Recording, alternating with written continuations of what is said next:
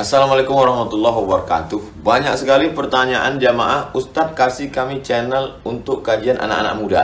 Di antara anak muda berasal dari Aceh, luar biasa. Channelnya Maulizul Akbar Nak.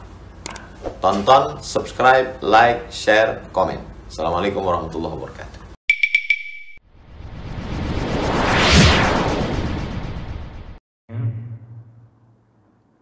Siti Maryam ketika mencoba menghindari hujatan karena kenapa dia bisa mendapatkan anak tanpa ayah. Salah satu yang disuruh oleh Allah adalah berpuasa, tapi puasanya puasa bicara. Maka Siti Maryam menyebutkan, inni nazartu lirrahmani sawma. Aku bernazar kepada Allah untuk berpuasa. Di sini bukan Maryam puasa perut, tapi puasa daripada berbicara. Itu secara bahasa. Kemudian secara istilah, Ramadan, puasa itu, saum itu adalah al-imsak 'anil mufattirat, yaitu menahan diri dari segala sesuatu yang membatalkan, menahan diri dari segala sesuatu yang membatalkan. Min tulu'il fajri, dimulai dari terbitnya fajar, ila ghurubis syams, sampai terbenamnya matahari. Ma'aniyatit ta'abbud lillahi ta'ala, disertai dengan niat beribadah karena Allah. Jadi itu disebut puasa. Nah, puasa ini adalah salah satu amalan yang paling dibangga-banggakan oleh Allah Subhanahu wa taala.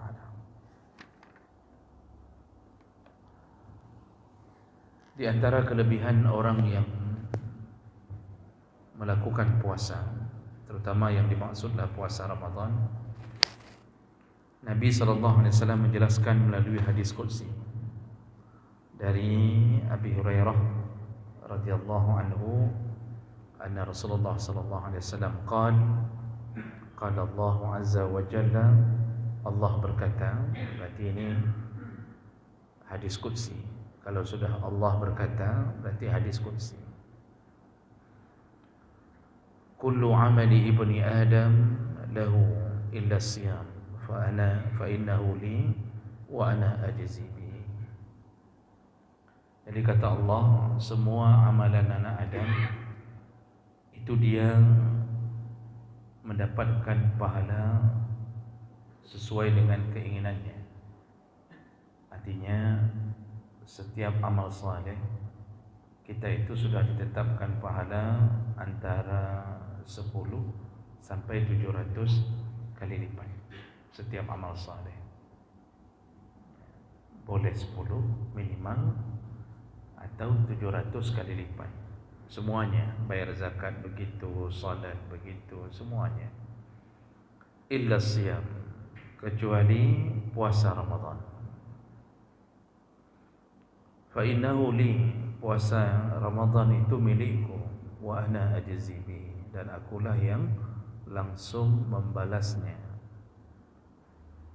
Jadi ini maksudnya tidak berlaku lagi hitungan-hitungan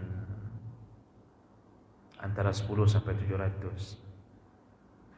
Bagi mereka yang memuliakan Ramadan, puasa dengan baik, taat kepada Allah, maka ana ajzi bihi, akulah langsung yang membalasnya. Jadi ini contohnya Bapak Ibu, kalau kita punya saudara yang punya kekuasaan, maka kita mau masuk ke instansi manapun, cukup hanya telepon om kita itu atau paman kita, maka kita bisa masuk ke mana saja. Itu contoh kalau sesama kita di dunia. Kan karena kunci kesuksesan itu kan ada 3: usaha, doa, dan orang dalam. Ya, walaupun kita sudah berusaha berdoa, tapi tidak ada orang dalam, susah juga. Nah, jadi contohnya begitu. Jadi kalau ada orang dalam, tidak tes pun bisa lulus. Allah mau mengatakan begitu. Khusus Ramadan itu urusanku.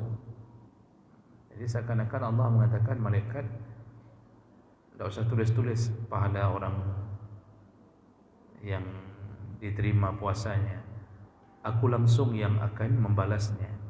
Kalau Allah langsung yang membalas, mana ada lagi 10 sampai 700 kali lipat. Kalau sempat Ramadan tahun lalu makbul, berarti langsung surga.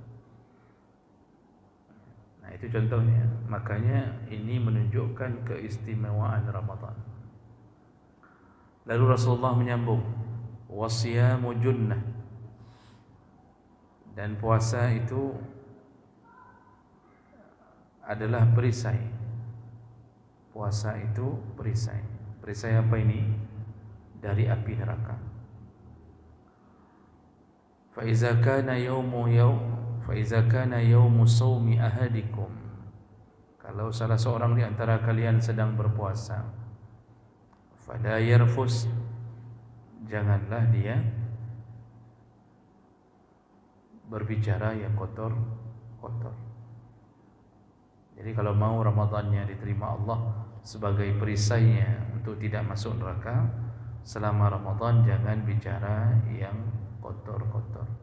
Bicara kotor ini, yarfus ini lebih ke arah porno.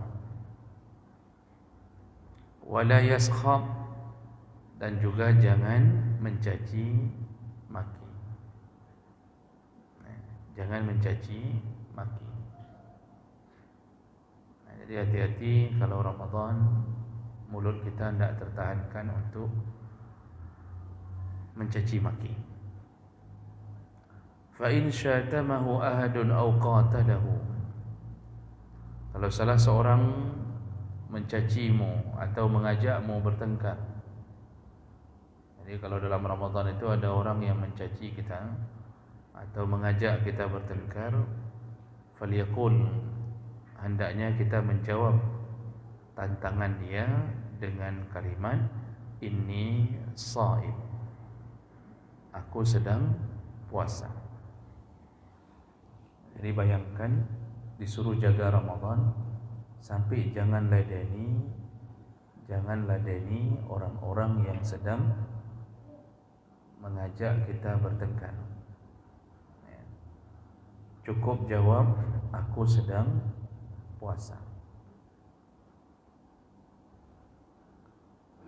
Tapi ya jawabnya benar-benar ikhlas Pak ini. Jadi jangan ditambahi kalau ada orang ajak bertengkar, aku sedang puasa. Nanti malam aja habis buka puasa, kapreh lumpat, Pak kapreh dulu. Ada malam ada buka puasa, Pak kapreh. Nah, itu tidak dapat nih fadilah Ramadan. Jadi maksudnya bilang saya sedang puasa, sudah di situ berhenti sudah. Jangan ada rencana untuk menyambut tantangan dia. Jadi memang betul-betul disuruh sabar seperti sabarnya Nabi. Wallazi nafsu Muhammadun biyadihi, lalu Rasulullah mengatakan, demi jiwa Muhammad di tangan Allah Subhanahu wa taala. Ini Rasulullah bersumpah di atas namanya sendiri. La khalufu fammi shaim atyabu 'inda Allah yaumil qiyamah min rihil misk.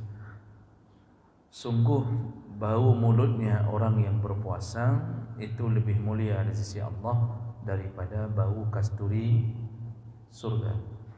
Miskun itu bau kasturi surga. Kita dalam Ramadan selayaknya memang bau mulut, karena mesin berhenti dari pagi, sudah tidak bekerja, sehingga dia mengeluarkan berbagai macam bau, dan itu keluar dari mulut. Makanya orang puasa itu bau mulut. Kalau sedang Ramadan bau mulut, itu ternyata bau mulut itu lebih mulia di sisi Allah daripada bau kasturi surga. Kenapa bisa begitu Bapak Ibu? Surga itu kan makhluk Allah. Surga itu makhluk. Selain Allah semuanya makhluk. Arasy itu makhluk bukan? Arasy itu makhluk. Jadi kalau ada pengajian yang mengatakan arasy itu bukan makhluk, yang kahing ya. Karena selain daripada Allah, Allah itu khaliq. Selain daripada Allah semuanya makhluk. Kecuali Al-Quran. Al-Quran bukan makhluk karena bahagian dari diri Allah, maka disebut kalamullah, tidak disebut makhluk Allah. Karena dia bahagian dari diri Allah, keluar dari diri Allah, dari suaranya Allah. Orang Mu'tazilah menyebut Quran itu makhluk. Ahlus Sunnah mengatakan Quran itu bukan makhluk.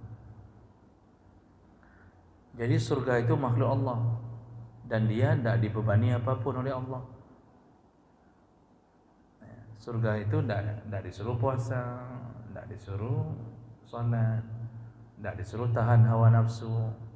Maka surga itu makhluk yang tidak ada beban. Sedangkan kita setelah dicipta, mulai dari hidup kita disetting dengan berbagai penderitaan. Kencing sebentar-sebentar, sebentar-sebentar. Jadi kita harus menghidupi diri kita dengan penuh derita. Jadi umur balik kita disuruh ini, disuruh itu, disuruh puasa, disuruh salat, macam-macam disuruh. Begitu sudah tua, hidup kita lebih menderita.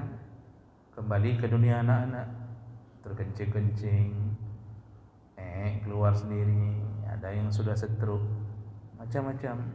Waktu kita tua, jadi hidup ni dari kecil menderita, dibebani berbagai kewajiban sampai tua.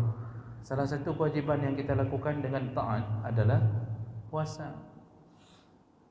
Bayangkan sebulan, mulai dari sahur sampai maghrib, tak makan apa-apa. Bahkan kita terpaksa masuk kantor. Ada yang terpaksa berdagang, nafkah tak boleh putus. Di tengah terik matahari kita kerja, padahal kita sudah tak sanggup lagi, tapi kita tahan, tak buka. Bibir sudah pucat, orang lain mengatakan nak buka ke dia, kata kita tidak. Itu kita mengatakan tak mau buka itu kenapa? Hanya satu alasannya, karena kita taat kepada Allah. Pernah lihat Allah? Tak pernah. Tahu Allah di mana? Tak tahu. Jadi cuma kerana iman saja, taat begitu. Sebulan begitu, besok puasa lagi, sebulan.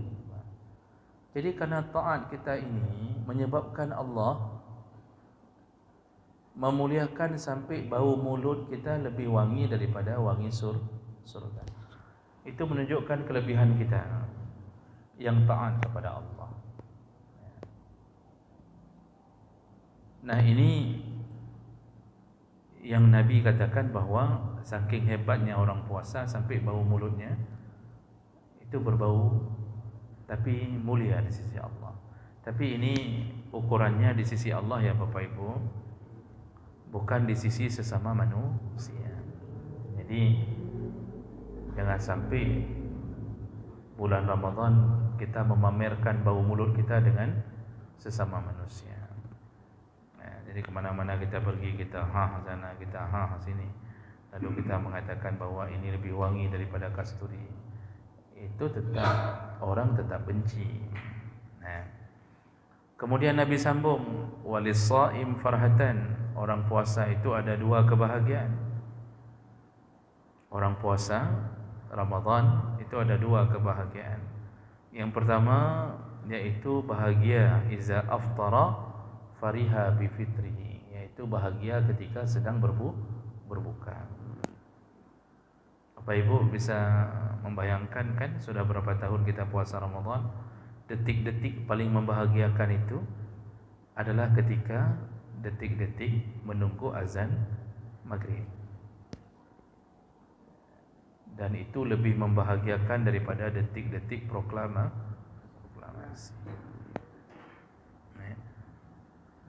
Dah fikir bahawa waktu detik-detik kita berbuka itu, lihat lagi jam, lihat lagi makanan. Itu perasaan hati itu tidak terkawal. Begitu azan maghrib, Masya Allah, bahagianya luar biasa. Jadi kita seakan-akan melepaskan diri dari sesuatu yang kita tahan-tahan. Itu bahagia pertama. Makanya orang Ramadan itu Pak, dididik oleh Allah dan diberikan kebahagiaan selama 30 hari. Jadi bahagia. Ujungnya orang yang hatinya selalu bahagia setiap hari, maka menghilangkan stresnya. Orang yang hilang stresnya, sehat badannya. Karena semua penyakit itu berawal dari stres. Orang puasa hana stres, pakan pada kena buka puasa, sabi bahagia. Jadi ini bahagia pertama. Bahagia kedua kata Nabi, wa iza laqiya rabbah fariha bisawmi. Ketika dia bertemu dengan Tuhannya, maka dia berbahagia dengan puasanya. Maksudnya puasanya di dunia menyebabkan dia bertemu dengan Allah. Kalau sudah bertemu dengan Allah, maka itu tanda bahawa dia akan masuk surga. Karena penduduk neraka tidak boleh bertemu Allah. Allah nak mau bertemu sama penduduk neraka. Jadi penduduk neraka itu sampai memohon-mohon, meminta-minta agar diringankan siksa. Itu permintaannya bukan ke Allah, tapi ke malaikat. Allah nak mau ngomong dengan mereka. Karena melihat Allah adalah sebuah kebahagiaan melebihi bahagia masuk surga. Makanya Allah tidak mau membahagiakan penduduk neraka. Kita ini kan Pak, kalau bicara sama top leader, pimpinan tertinggi, itu kan ada satu kebahagiaan gitu. Misal Bapak mau ketemu sama Prabowo, tapi tidak dikasih ketemu, akhirnya cuma ketemu sama si Teddy. Kan beda kan Pak. Jadi itu contoh. Ini hadis yang menyebutkan hebatnya orang yang melakukan puasa Ramadan. Dalam hadis yang lain Rasulullah mengatakan dari Abi Hurairah radhiyallahu anhu, "Man shama Ramadanan imanan wa ihtisaban, ghufira lahu ma taqaddama min dzambi." Orang-orang yang berpuasa Ramadan dengan iman dan dengan ihtisab. Iman itu percaya sekali bahwa puasanya nanti akan berbuah surga. Jadi kita itu tidak boleh sedikit pun ragu kepada janji Allah. Tidak boleh, karena keraguan itu menyebabkan kita tidak sempurna iman. Kalau Allah bilang bahwa ini akan begini hasilnya, buat ini akan begitu hasilnya, itu harus yakin sepenuhnya. Makanya Ramadan itu harus iman betul-betul terjaga. Lalu ihtisaban itu berhati-hati, berjaga-jaga. Kayak mana berhati-hati? Dia dengan ilmunya, dia berjaga-jaga bahwa ini tidak boleh, ini takut batal puasa, ini harus kita jaga ini, kita jaga itu. Nah itu ihtisaban. Jadi betul-betul Ramadan itu dia isi dengan sesuatu yang bermanfaat. Tak banyak tidurnya, tak dia bermain-main, menghilangkan waktu. Nah orang-orang yang puasanya begitu, ghufira lahu ma taqaddama min dzambi, diampunkanlah semua dosa-dosanya yang telah berlalu. Ini janji Allah dan Nabi. Dalam hadis lain, hebatnya Ramadan, Rasulullah menggambarkannya melalui hadis Abi Sa'id Al-Khudri. Kalau Rasulullah sallallahu alaihi wasallam la yasumu 'abdun yawman fi sabilillah.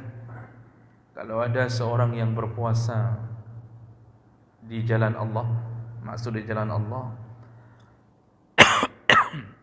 dia lakukan puasa itu karena Allah menyuruhnya. Orang yang berpuasa sehari di jalan Allah, illa ba'adallahu bizalika al-yawm wajhahu 'anil nar 70 khirrifan, maka Allah jauhkan tubuhnya dari api neraka dengan sehari dia puasa itu 70 tahun. Itu sehari. Ini hadis riwayat Bukhari Muslim. Jadi misal contohnya begini, Pak. Kita ini mengingat banyaknya dosa, mungkin kita sudah dekat dengan neraka. Namun ketika datang Ramadan, hari pertama kita puasa, diterima sama Allah. Satu hari puasa di hari pertama itu, Allah menggeser langkah kita menjauh dari neraka, iaitu 70 tahun. Maksudnya 70 tahun lagi berjalan, kita baru sampai ke neraka. Maka Allah geser tubuh ini, jangan mendekat ke neraka seakan-akan berjalan 70 tahun. 70 tahun perjalanan itu dijauhkan Allah. Begitulah jaraknya dari api neraka. Itu baru sehari. Besok puasa lagi, dijauhkan lagi 70 tahun lagi. Itu kalau hebatnya orang puasa Ramadan. Bapak kalau berangkat dari sini ke Medan berapa tahun? Berapa tahun dari sini ke Medan? 7 jam. 7 jam. Kalau jalan kaki seminggu drop. Si John Yahya kemarin dari mana dia berangkat? Dari Bandung, dari Jawa Barat. Berapa lama dia dari Bandung ke sini? 3 bulan. Okey, 3 bulan. Itu dari Bandung ke sini 3 bulan. Sedangkan Nabi mengatakan, sekali puasamu diterima Allah, bagus puasamu diterima Allah, dijauhkan engkau dari neraka 70 tahun perjalanan. Jadi kalau di dunia diletakkan di mana kita, Pak? Kalau kita berjalan dari sini 70 tahun sampai ke mana? Meksiko sampai 70 tahun. Berjalan, Pak, berjalan 70 tahun sampai dah ke Meksiko atau ke Kutub Utara. Itu sehari puasa. Allah geser langsung kita dari pintu neraka 70 tahun perjalanan. Bayangkan mulianya Ramadan.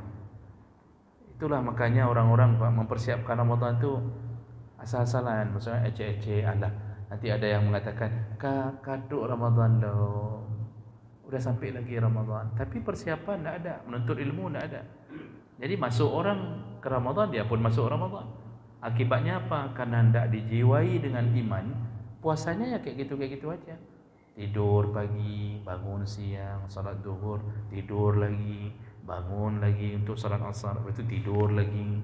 Nah, lepas itu nak bangun-bangun lagi sampai subuh berikutnya. Akhirnya nak sempat buka apa? Nanti kerjanya begitu-begitu aja. Tak ada bacaan Quran, tak dia berusaha berbuat baik, sedekah pun tak ada. Yang penting puasa. Yang penting puasa, itu aja kerjanya. Maksiat pun tak hilang. Coba kalau kita belajar ilmunya, terasa iman itu, kita mendapatkan berusaha satu hari agar makbul. Dan ini adalah janji-janji Nabi yang telah diberikan kabar oleh Allah Subhanahu Wa Taala. Lalu kemudian dalam hadis dari Sahal bin Sa'ad, Rasulullah SAW memberikan kabar gembira bagi orang yang mendapatkan Ramadan. Apa dia?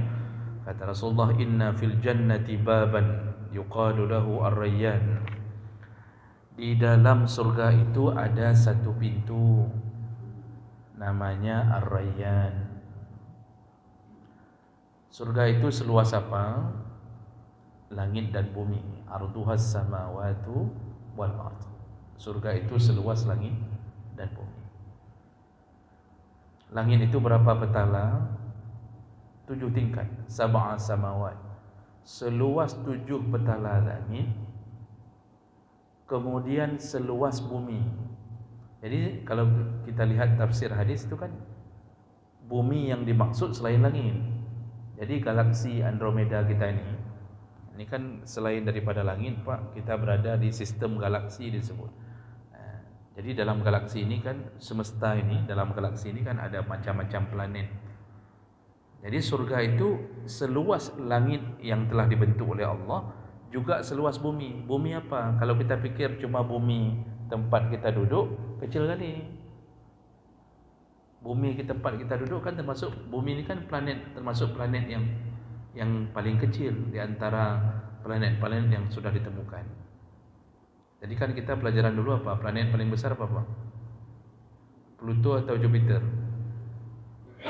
Bapak nak pernah ke sana? Sedangkan buminya Nubeti bumi. Itu yang sudah diperkirakan. Jadi apakah surga seluas bumi kita? Kecil kali. Jadi maksud seluas langit dan bumi adalah seluas langit, selain langit itu adalah bumi. Jadi kan kehidupan itu kan ada di langit dan ada di bumi. Ya, jadi semua alam semesta ini tambah langit, itulah luasnya surga. Nah, dalam surga itu ada 8 pintu gerbang utama. Itu yang disebut dalam Al-Quran Jannatul Na'im, Jannatul Ma'wa, Jannatul Firdaus. Itu 8 pintu utama. Dari mana kita tahu jumlahnya 8? Nabi yang sebutkan. Kan Nabi sebutkan kalau orang wudu'nya bagus, lalu habis wudu' dia berdoa kepada Allah, asyhadu an la ilaha illallah dan seterusnya. Maka apa kata Nabi? Selesai dia berwudu, futihat lahu abwabul jannah as-samaniyah. Dibukalah untuknya pintu surga yang 8. Lalu dia masuk ke dalam surga, ke dalam pintu surga itu dari pintu manapun yang dia suka. Nabi beberapa hadis menyebutkan pintu surga itu 8. Itu pintu utama. Nah, di dalam gerbang utama itu ada pintu-pintu surga yang tak terkira. Tak ada yang tahu persis. Saya baca dalam beberapa tafsir tentang keadaan itu disesuaikan dengan amal saleh. Nanti ada pintu birrul walidain, pintu berbakti ke orang tua. Ada pintu sedekah, ada pintu salat, ada pintu ar-rayyan. Macam-macam tu pintu. Nanti ada pintu berbakti pada suami, macam-macam. Kita ini kan Bapak Ibu dimasukkan surga, itu dilihat dominan amal kita yang paling besar yang mana. Ada orang rajin solat tetapi tidak sanggup puasa. Maksudnya Senin Kamis dia tidak sanggup, tapi puasa rajin. Dia hanya lakukan puasa Ramadan. Tapi kalau solat, Masya Allah, tahajudnya ada, salat-salat sunnah tidak pernah tinggal. Itu masuk nanti ke babus salat, ke pintu salat. Nanti ada orang yang salatnya cuma yang wajib saja, tetapi ahli puasa. Nanti masuknya ke babu ar-rayyan. Ada orang puasa Senin Kamis tidak sanggup, salat-salat sunnah tidak sanggup, cuma yang wajib-wajib aja. Tapi kelebihan dia ahli sedekah selain yang wajib. Sedekah di mana-mana, sedekah di mana-mana. Itu nanti masuknya di babu as-sadaqah, pintu sedekah. Begitulah Allah memuliakan kita. Apakah itu mungkin? Kenapa tidak mungkin? Di dunia saja kita dalam satu kota, hotel berbagai macam ragam. Di Medan saja, pening kita mau masuk ke hotel mana? Semua ada kelebihan masing-masing. Nah, jadi babur rayyan itu dibuat khusus untuk orang yang berpuasa. Ketika orang puasa itu berkumpul, ketika orang-orang berkumpul di padang mahsyar, lalu malaikat berkata, aina saimun, mana orang yang dulu memperbagus puasanya? Fayaqumun, berdirilah orang-orang yang ahli puasa. Lalu dimasukkanlah melalui pintu ar-rayyan. Falam yadkhulu minhu ahadan ghairah. Maka setelah masuk semua yang ahli puasa, tak boleh ada orang lain yang masuk ke dalamnya. Itu kemuliaan orang yang memelihara dan memuliakan Ramadan. Apa arti Ar-Rayyan Bapak Ibu? Ar-Rayyan itu artinya adalah tidak pernah kehausan. Ya. Ar-Rayyan itu artinya tidak pernah kehausan. Jadi kalau sudah masuk ke dalam surga Ar-Rayyan, itu tidak pernah lagi merasa dahaga. Ya.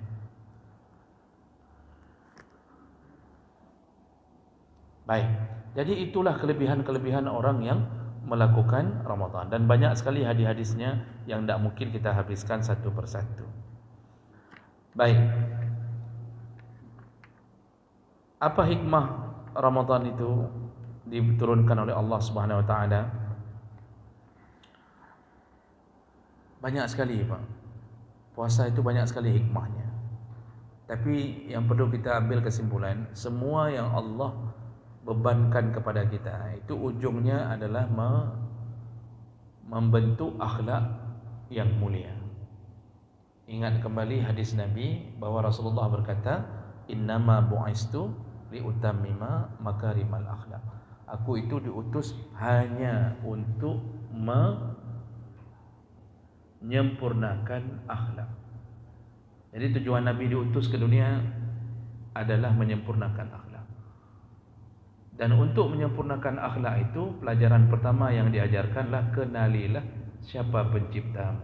Maka dalam rangka menyempurnakan akhlak, diperkenalkanlah akidah. Kenali dulu Allah. Kalau kita sudah kenal Allah, lalu kita yakin bahwa Allah mengawasi, memelihara kita, maka kita sudah mulai timbul rasa takut. Takut berzina karena merasa Allah lihat. Makanya 13 tahun Nabi mendidik akidah di Makkah. Tak ada puasa-puasa. Setelah bagus akidah, yakin Allah itu ada, yakin surga itu ada, yakin neraka ada, yakin malaikat ada, itu kemudian barulah dalam rangka menuju ke akhlak dibebankanlah ibadah. Salat, puasa, zakat. Coba Bapak Ibu lihat, semua ibadah itu tujuannya menciptakan akhlak. Salat itu apa? Inna salata tanha 'anil fahsya wal munkar. Salat itu bisa mencegah keji dan munkar. Makanya orang salat, Pak, itu tidak suka dan tidak mau berbuat keji. Oh, ada yang salat tapi masih mencuri, masih berzina. Itu karena dia tidak bagus salatnya. Lalu zakat, mensucikan hati, mensucikan jiwa, mensucikan harta. Orang zakat suka bayar zakat, tepat waktu dia bayar zakat, hatinya bersih, sehingga terciptalah rasa sayang kepada sesama muslim, fakir, miskin. Haji, disuruh haji apa? Nabi bilang tanda-tanda hajinya mabrur, pulang bagus tutur bicaranya, suka memberi makan, lalu kemudian ifsya'us salam, dia suka mendamaikan di antara orang-orang di sekelilingnya. Jadi bukan jadi provokator, tapi kalau kejadian di kampung, dia pula yang mendamaikan. Maka dia menyawali, oh haji, pulang haji tapi buat kampung ribut selalu, itu hajinya bermasalah, Pak. Itu kemungkinan tidak diterima tu. Pokoknya di mana ada keributan, di situ ada dia. Dia pemicunya. Ini bermasalahnya urut ya. Karena ciri-ciri diterima akhlak bagus. Salah satu akhlak mendamaikan orang. Lalu ketika kita disuruh puasa, apa tujuannya? La'allakum tattaqun. Setelah Ramadan bertambah takwamu. Apa takwa? Menjalankan perintah, meninggalkan larangan. Orang, Pak, kalau sudah menjalankan perintah, meninggalkan larangan, berarti semua yang maksiat dia akan tinggalkan. Nak makan riba lagi, nak ganggu isteri orang, kemudian hana lagi main cewek, hana gengi yang porno, tak lagi main judi online. Itu akibat tattaqun. Maka habis Ramadan, ciri-ciri Ramadan diterima, bertambah bagus ketaatannya kepada Allah. Dengan begitu, kalau semua akidah sudah jalan, syariat sudah jalan, maka hasil akhirnya adalah akhlak. Akhlaklah yang membuat kita masuk surga. Makanya waktu Nabi ditanya, amalan apa yang paling banyak membuat orang masuk surga? Apa kata Nabi? Yaitu akhlak mulia. Jadi begitulah proses apa yang dimaksud dengan hikmah diturunkannya Ramadan. Ini kita akan hadapi insya-Allah 2 bulan yang akan datang.